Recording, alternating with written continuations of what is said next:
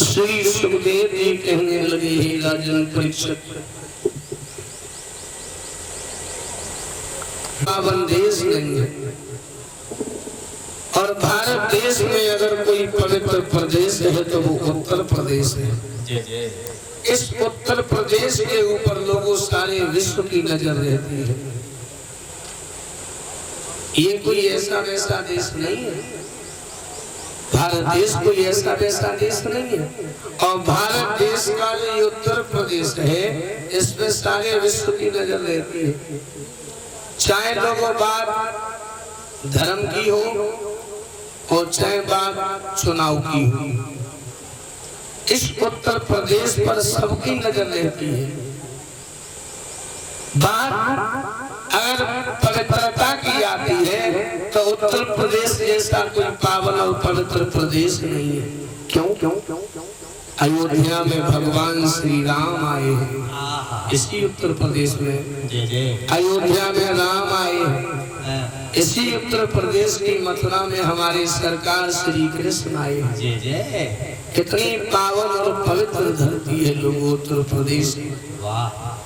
और इसी उत्तर प्रदेश में बात अगर चुनाव किया है तो और राज्यों की इतनी चर्चा नहीं होती जितनी हमारे उत्तर प्रदेश की होती है। इस उत्तर प्रदेश की बड़ी चर्चा होती है। अब तो हमारे नेताजी नहीं है, लेकिन इस उत्तर प्रदेश की चर्चा उनके जाने के बाद भी लोगों खत्म नहीं हुई। क्यों? क्योंकि इस उत्तर प्रदेश में हमारे माननीय मुलायम सिंह यादव जी जैसा एक राजनेता दिया है। लोग कहते हैं, देखो मैं प्रचार नहीं कर रहा हूँ, बात है वो कह रहा हूँ, न पार्टी की बात नहीं कर रहा हूँ। लोग कहते हैं कि यादव राजनीति नहीं कर सकते, लेकिन तुम्हारे कन्हैया जैसा कोई राजनेता नहीं हुआ लोगों सारी धरती पर। कन्हैया जैसी कोई राजनीति नहीं कर सकता। कौरव चाहते तो पांडवों को लोग एक चुटकी में खत्म कर देते, लेकिन कन्हैया की राजनीति के सामने उनकी पेश नहीं। भीष्म पितामह ने दुर्योधन की पत्नी से कहा, तुम आना समय जैसे ही मैं अपने ध्यान मुद्रा में हूँ, तुम हमारे पास आना, मैं तुम्हें सौभाग्यवती होने का जो आशीर्वाद दे दूंगा, दुर्योधन को कोई मार नहीं पाएगा। कन्हैया को पता चल गया।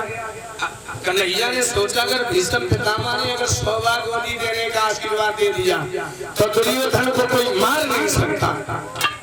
तब कन्हैया तो कन्हैया है। उन्होंने द्रौपदी को बुलाया और जवाब दिया, बहन द्रौपदी, दुर्योधन की पत्नी से पहले भीष्म पितामह जी जैसे ही अपनी ध्यान मुद्रा में हो, तुम उनके पास जाना और वो जान नहीं पाए और जाना उनको चरण स्पर्श करना।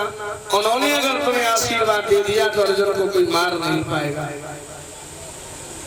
तो कन्हैया ने जो द्रौपदी की चप्पल तीनों पैरों की चप्पल बेल नहीं और अपने बगल में दवाई। समझो लोगों, तीनों लोगों के स्वामी मेरे सरकार।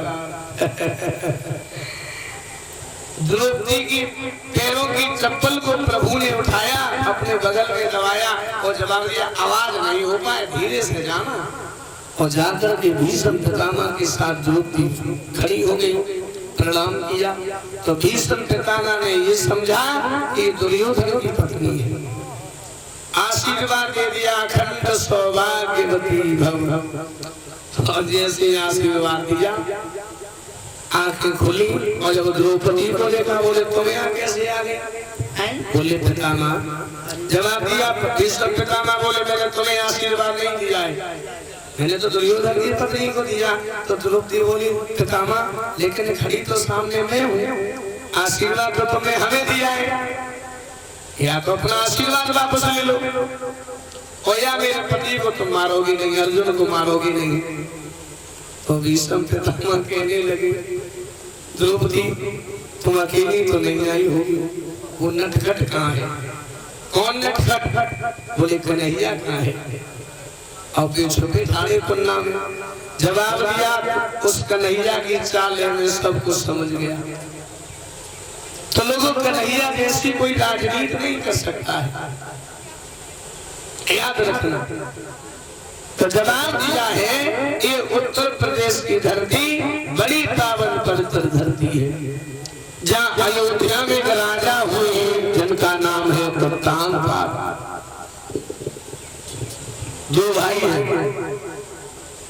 बड़े हैं राजा प्रियव्रत और छोटे हैं उत्तानपाद। राजा प्रियव्रत के 13 लड़के हैं।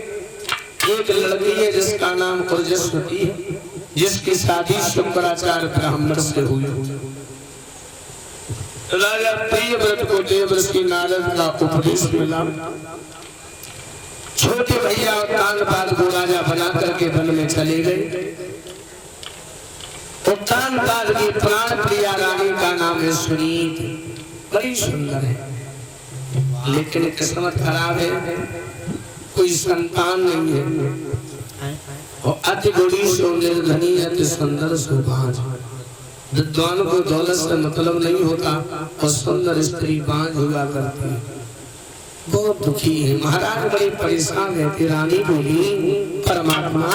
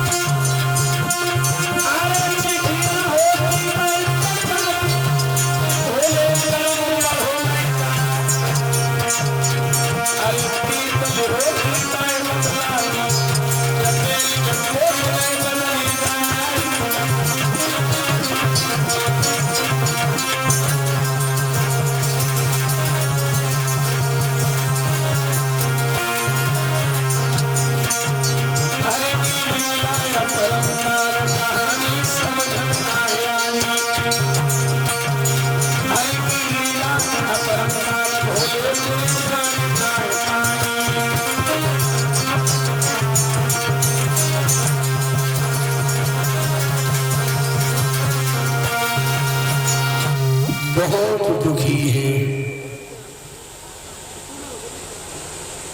शाम हुई और कान पाद आए हैं। रानी के चेहरे की तरफ देखा, महाराज क्या हो गया तुम्हें? जवाब दिया, रानी तुम तो जानती हो दौलत की कमी नहीं है हमारे पास, अगर कमी है तो केवल खिलौना की कमी है। रानी बोली, महाराज संतान न होने का दुख अगर तुम्हें है तो हमें भी है। जब एक पिता होने के नाते आपको इतना दुख है तो एक माँ होने के नाते हमें कितना दुख होगा कि मेरी गोदी खाली है। क्योंकि स्त्री की शोभा लोगों संतान से होती है, चाहे वो लड़का हो और चाहे लड़की हो। लेकिन आज के व्यक्ति की सोच बड़ी खराब है। लौआ जन्मी हो तो सब खुश है, बिटिया जन्मी हो पूरा घर मरी हो। घर में लौआ जन्म ले ले तो फायदे हो जाती है हाल। हाँ, और तो वजन लगाते सो हमें नहीं मालूम, तुम्हें नहीं मालूम, तुम पैदा लगा हमने खुद बजाओ। और बिटिया जन्म जाए, घर में लली जन्म जाए और ये गली में से निकले तो पूछो भैया घर में क्या जन्म? क्या बोलो तुम? ओठ टोरे के बाद मोड़ी भाई। हाँ, झंडा चढ़वाई दो तुम। मोड़ी भाई। बंधुओं, ओस की एक बूंद सी होती हैं बेटियां। वाह। ओस की एक बूंद सी होती हैं बेटियां, और प्यार में अंतर मिले तो रोती हैं बेटियां।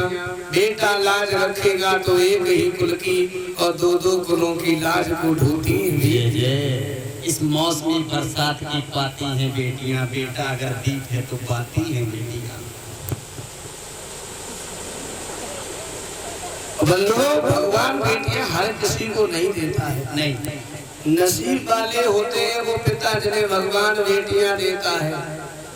अगर घर में 4 बेटियां हैं लोगों तो घर परिवार के लोग बड़ी मजाक बनाते हैं। कब देंगे पैसा कहाँ से ले, कहाँ से ब्याह करे। काऊ की लगी रही बिना ब्याह किया आज तक ना।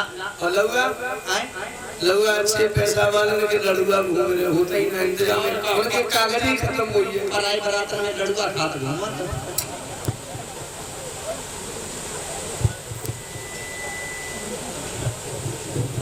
बेटी किसी गरीब की नहीं रही लोग, और लड़का अच्छे अच्छे पैसा वाले उनके घूम रहे ब्याह होते ही ना, उनके इंतजाम ही नहीं को। भगवान ने उनके कागज कैंसिल कर दे, लाल कलम चलाई दी। उनको फटो नोट चलते ही नहीं। लेकिन आज के व्यक्ति की सोच क्या है? बेटियों को बोझ समझते। न लड़ो मेरी भाभी, हमका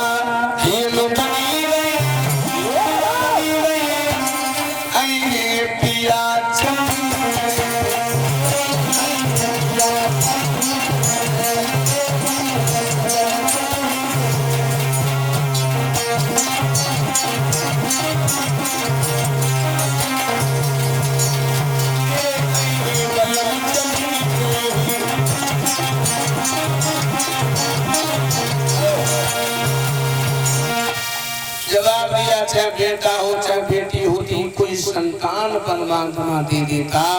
तो रानी बोली, महाराज ये दुनिया के लोग हमें बांझ कहते हैं, आपको निर्बल कहते हैं, मजाक बनाते हैं। रानी रोने लगी। महाराज बोले, पागल हो, काय रो रही है? ये तो दुनिया है, कौन क्या कहता है कहने दीजिए। मैं निर्बल हूँ तू बांझ सही, केवल ये मन का हीला है। सुत देना देना ना देना सब पार ब्रह्म की लीला है। सुत देना नहीं देना और दे करके छीन लेना परमात्मा की मर्जी है।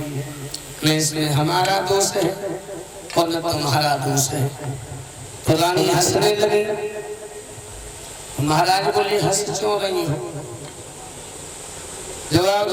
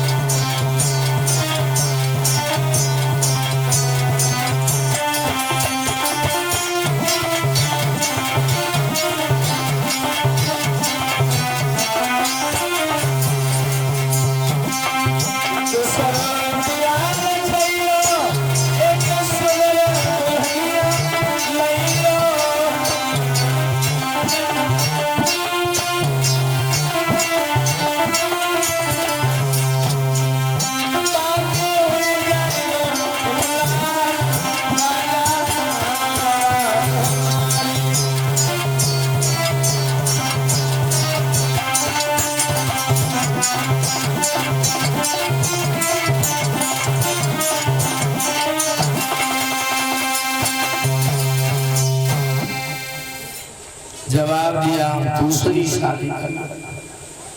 बोले पागल हो गई?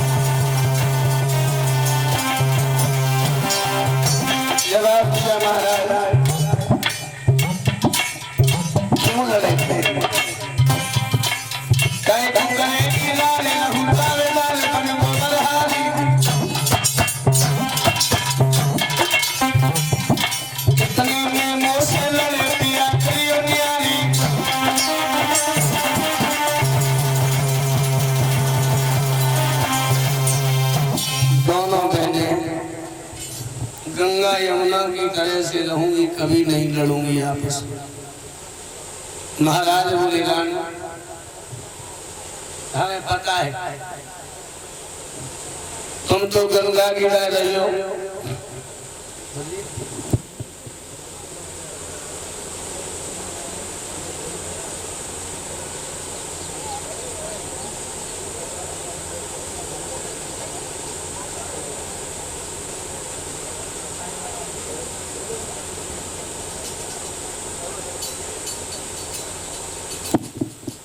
जवाब दिया मैं जानता हूं तुम तो गंगा गिरा रहे हो और जरूरी थोड़ी बहुत तुम्हारे संग जमुना गिरा रहे हो। मुझे मारा तो अलग अलग कर दियो, पहली बार तो कभी लड़ूंगी नहीं, अगर झगड़ा लगे तो अलग अलग कर दियो। महाराज बोले के अपनी जिंदगी को बर्बाद करना चाहती हूँ। अरे अपनी करियो सो करियो, हमारी जिंदगी को सत्यानाश कराई दिए रानी। वो तुम्हें तो चैन से रहने नहीं देगी, पानी हले भी नहीं पीने देगी। याद रहे धन्य रानी सुनीति को महाराज की खुशी के लिए लोगों दूसरी शादी करने की सलाह दे रही है। स्वयं अपने पति को दूसरी शादी करने की सलाह दे रही है महाराज की खुशी के लिए। परिषद महाराज स्वयं कह रही है आप दूसरी शादी कर लो। और आजकल पत्नी की तो छोड़ो, अगर पति ने मजाक में कह दे हम दूसरों ब्याह करें तो एक ही जवाब दिए तुम सो जाइयो, रात में तुम टेटुआ काट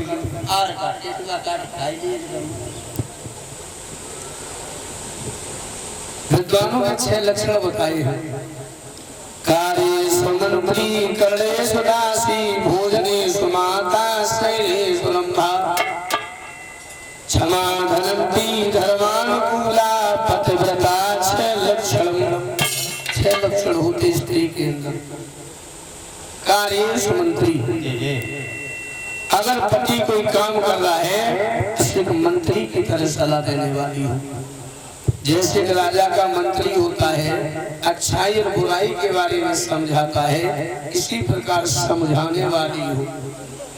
जनाइए कि कौन गाड़ी दे रही है बारे भीतर से बोल का तो दे तू तो गाड़ी बराबर दे, लड़ाई हो जाए, हत्याएं हो जाएंगी। और समझाने वाली क्या कहेगी जानते हो? जो सुशील होगी, सुलक्षणी होगी, वही दे नहीं का है जिस थोड़ी गए गाड़ी बाने दे रही बड़ो हुई और तुम तो शांत हो जा।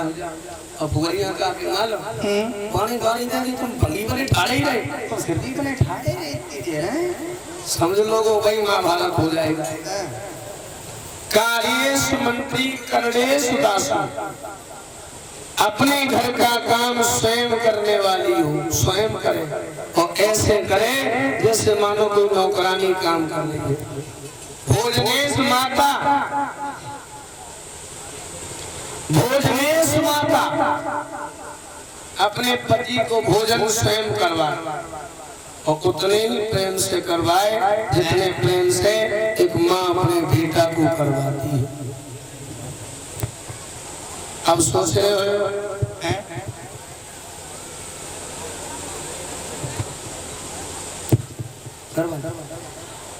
आप लोग सोच रहे हो मैया के हाथ की रोटी तो मीठी होती है, माँ के हाथ के भोजन में बंधु मिठास होती है। हाँ, मिठास होती है, ममता होती है, प्रेम होता है।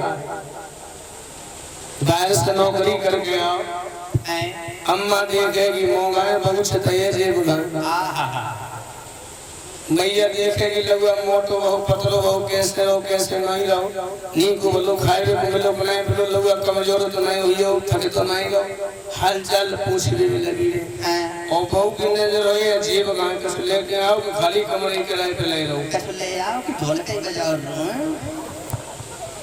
और मैं ये भी नहीं कह रहा कि आज की जो आधुनिक स्त्रियां हैं वो पति को प्रेम नहीं करती, बहुत करती है, बहुत।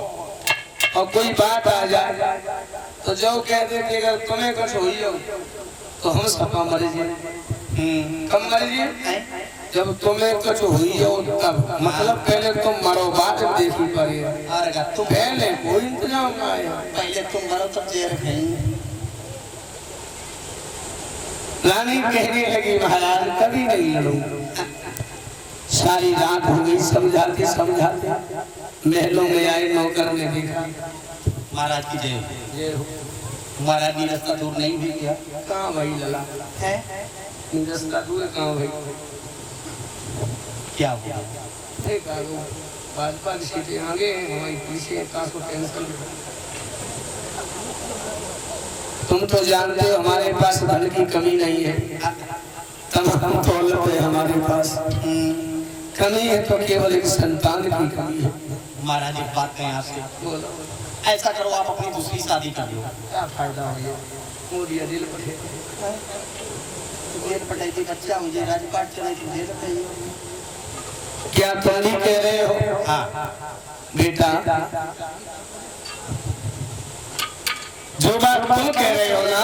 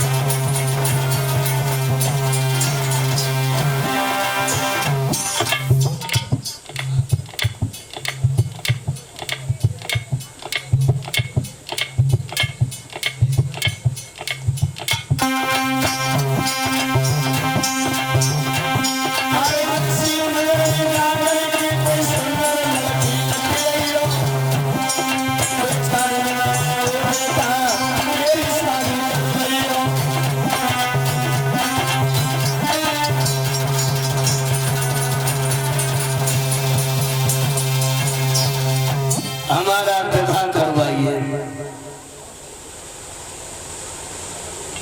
नौकर चला, कंचनपुर के राजा जैनेन्द्र की लड़की सूरज के साथ में दूसरा विवाह तय हो गया। रानी ने अपने पति को पुनः पुनः दूल्हा बनाया, बारात लेकर के चले, दूसरा विवाह सूरज के साथ हुआ। डोली में सवार हुई रानी, बड़ी रानी को पता चला है, तुरंत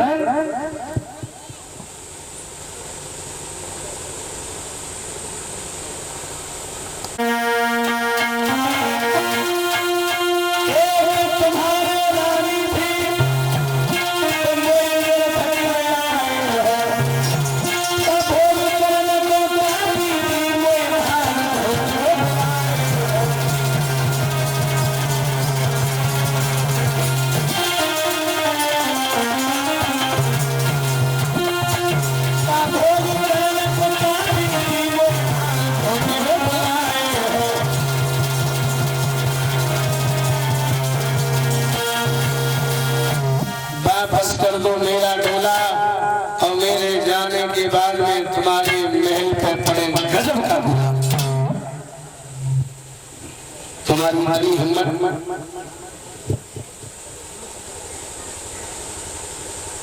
जवाब दिया है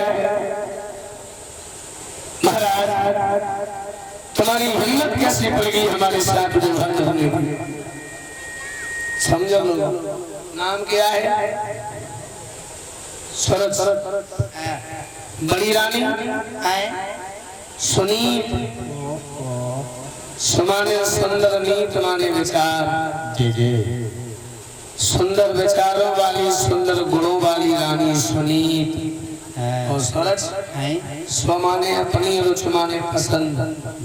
अपनी पसंद के अलावा भाई दुनियादारी से कोई मतलब ना है। ये पहले का नियम था, लुगे था नाम तो था घोड़ा। पहले जब बच्चे का नाम रखा जाता था परीक्षित महाराज, तो उसके गुण देख कर, किसके अंदर गुण कैसे।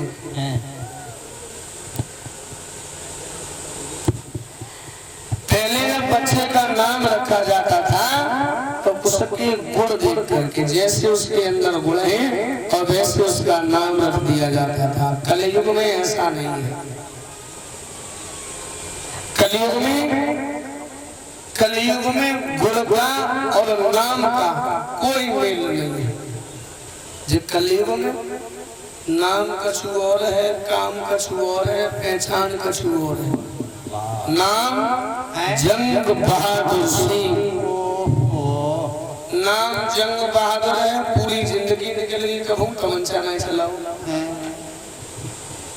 और नाम जंग बहादुर, पता नहीं कितनी जंगें लड़के आए हो। शेर सिंह, शमशेर सिंह, बहादुर सिंह। नाम बहादुर सिंह। आधी रात में को खटिया के नीचे मिलैया बोली आई और बहादुर सिंह गुजर के वहां अटैक में पड़ जा रहा था। और का बहादुर सिंह भिंजे पड़े। नाम ज्ञान सिंह, कारो अक्षर भैंस बराबर। अरे नाम तूफान सिंह, जो मई जून में गर्म हवा चली, तूफान डर के वहां वायरिंग नहीं करी। और का तूफान सिंह भूसा काले कमर में लेटे सोई माता है। हाँ, मैया ने बड़े प्यार से नाम धर दो बिटिया को गंगा देवी। गंगा देवी नाम गंगा देवी।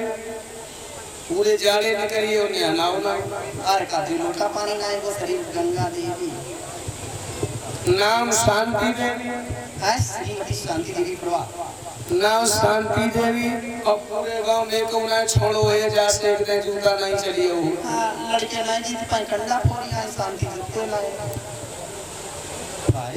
बच्चे का नाम माँ बाप खराब कर देते। अगर छोटे से लहुआ से मैया ने को नेता कह दे तो घर वाले कहिए, परिवार वाले, मोहल्ला वाले, गांव वाले, क्षेत्र वाले, फिर चाहे पूरी जिंदगी प्रधानी न लड़े, फिर तो नेताजी हुई है। और का नेताजी कहाँ है?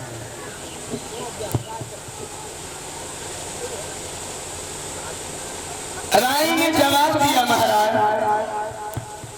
मर जाऊंगी लेकिन महलों में नहीं जाऊंगा, क्योंकि तुम सौत के बारे में भी जानते नहीं।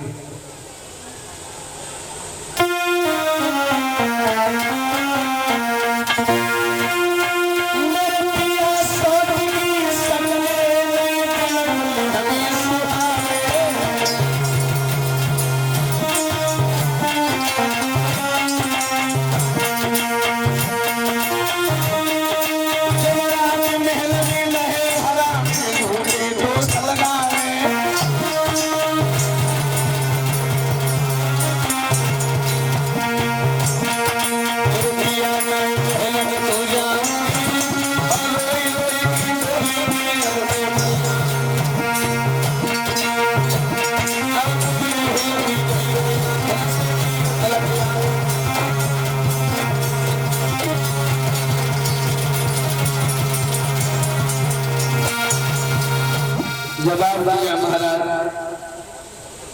मैं अपनी सौत के साथ रहना नहीं चाहता हूँ। क्यों? क्योंकि महाराज गलती वो करेगी नाम हमारा रखेगी। आपकी नजरों में हमें गिराने की कोशिश करेगा, आपसे मेरी बुराई करेगी, मेरे बारे में आपसे झूठ बोलेंगे, आपसे हमारी बुराई करेगा। इसलिए महाराज अगर वो रहेगी तो मैं नहीं रहूंगी, मैं रहूंगी तो वो नहीं रहेगी, रहेगी एक ही। हमें रखो तो उसे छोड़ दो और उसे रखो तो हमें छोड़ दो। और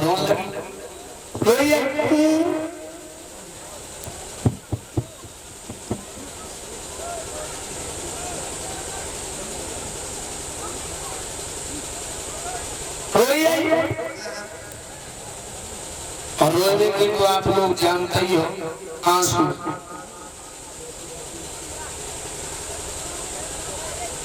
या तो आंसू लोगों दुख में आते या खुशी में आते। कोई मुसीबत पड़ जाए, कोई कष्ट पड़ जाए तो लोग रोने लगते हैं, दुख के आंसू।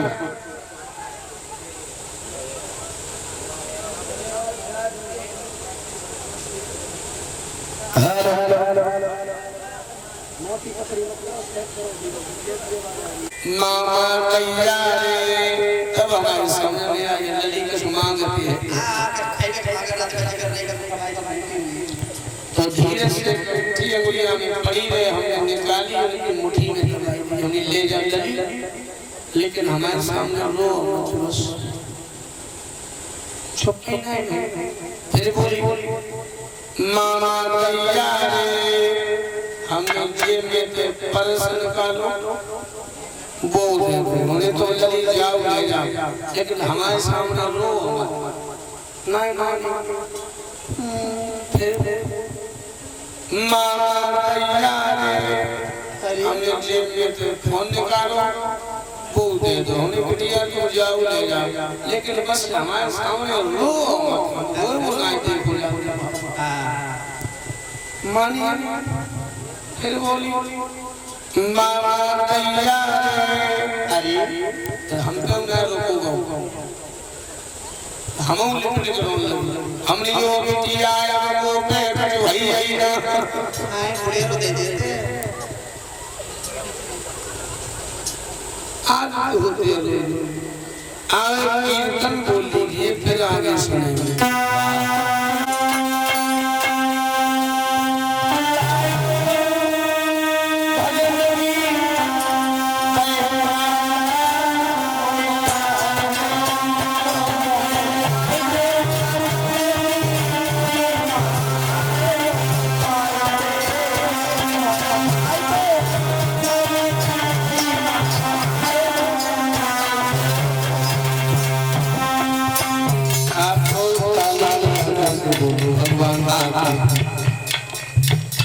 दरबार में आए हो, कीर्तन ताली बजा करके बोलो, नाय आवाज समझ में आए तो ताली बजाओ, ताली बात हम जान लेंगे समझ में आए ताली बजाओ।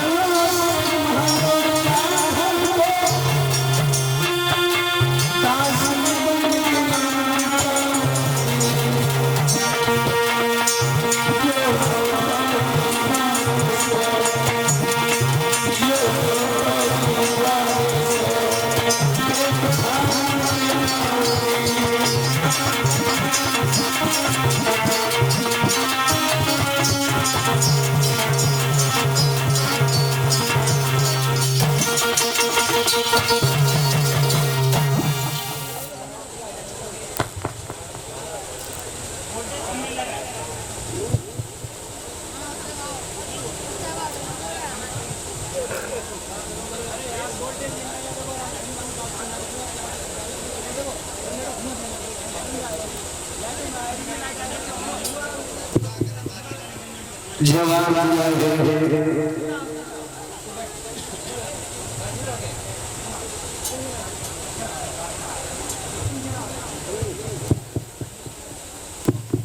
श्री सतदेव बोले राजा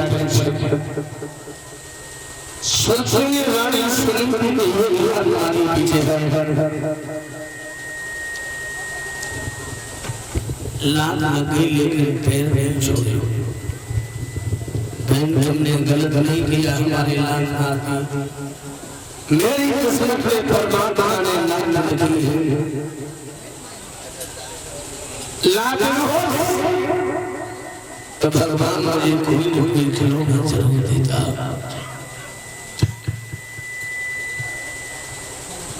और गलत नहीं किया था शहीद